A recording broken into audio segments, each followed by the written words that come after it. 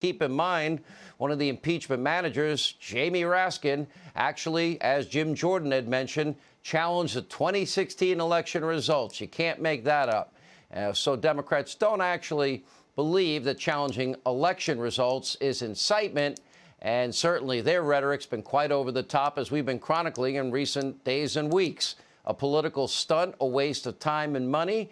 But while congressional Democrats play their dumb, predictable, stupid hate Trump games, the Biden administration is unilaterally enacting an insane climate agenda, all with the stroke of a pen, bypassing an entire branch of government. Press Secretary Psaki announcing that Biden might cancel all oil and gas pipelines. Great. Well, we'll end up sending more pink slips to thousands of more Americans, killing their high-paying union career jobs. Here with more, Fox News contributor Dan Bongino. Start with the Raskin part of this that Jordan was talking about, which, you know, is ironic, isn't it? The guy leading the charge is the guy that challenged Donald Trump and the Alabama delegation in 2016, Dan. Well, you know what's even worse about Raskin? Let me just say before we start, Sean, this is an impeachment for dopey people. So if you're dopey, you believe this is a real impeachment. If you're smart, you're laughing at the stupidity of the document. Raskin sends a letter, Sean, that David Schoen, one of President Trump's lawyers, and Bruce Castor responded to. And in the letter, he says, listen, President Trump, or former President Trump, your failure to respond and to testify, we will draw a negative inference from that. Apparently, Raskin, who laughably is a member of Congress from my former state of Maryland, hasn't read the Constitution. You know, Sean, we got this crazy thing called the Fifth Amendment, where you don't have to testify against yourself in a trial. Raskin doesn't know. I'm really happy David Schoen, who's an actual lawyer, cleared that up for Raskin, who comically made that dopey mistake. But again, their charges in there are utterly absurd. We already have the transcript of what President Trump said. You've repeated it on the air. How you're inciting violence by asking people to march, and I quote, patriotically and peacefully. I really don't understand how that's inciting violence. It doesn't even follow the law, which requires you to ask for imminent lawless action, not abstractions.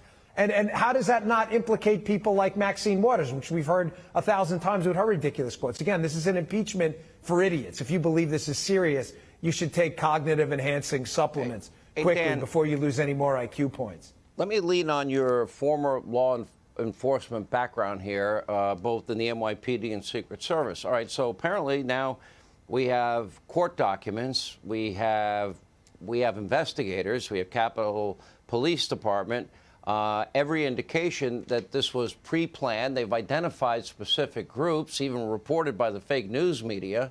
How do you make the argument that the words of Donald Trump that you accurately quoted, which is many of you will peacefully and patriotically march to the Capitol so your voices can be heard, and it was apparently pre-planned by these groups that they're now in the process of identifying, and we see pipe bombs being laid out the night before.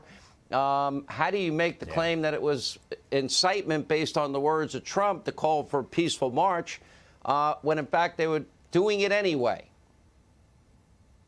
Well, I'm glad you brought that up, because if there were, say, a two-pronged test here, it fails on both prongs. They're trying to prove President Trump incited this event. Yet you accurately stated there was some post-op intelligence that came out that this was pre-planned, which would take away that first leg of the stool, suggesting that President Trump somehow had something, he had something to do with the planning? That'd be an utter absurdity. But again, on the incitement front, there's a clear legal standard, the Brandenburg case. You have to ask for imminent lawless action, Sean, not abstractions. You can, not that you should, I'm just talking about the law, not what you should or shouldn't do. You can talk about violence, not that you should, but you can. You have to be clear and recommend or incite an imminent lawless action, not some abstraction. Not only, he didn't even do that. He said go march peacefully and patriotically for an operation that appears by all the intelligence we have now to have been pre-planned. Again, this is an impeachment for stupid people. If you believe it, I'm sorry, you're just really stupid. There's this thing called evidence. You don't have any. That's kind of a problem in your case. All right, real quick, any date where we're going to get Parler back up? Quick. We're shooting for Monday. Monday looks good. Fingers crossed. All right, we'll say our prayers, we'll light the candles, we'll do whatever we have to do. All right, we want our freedom of speech back. All right, Dan Bongino, thank you.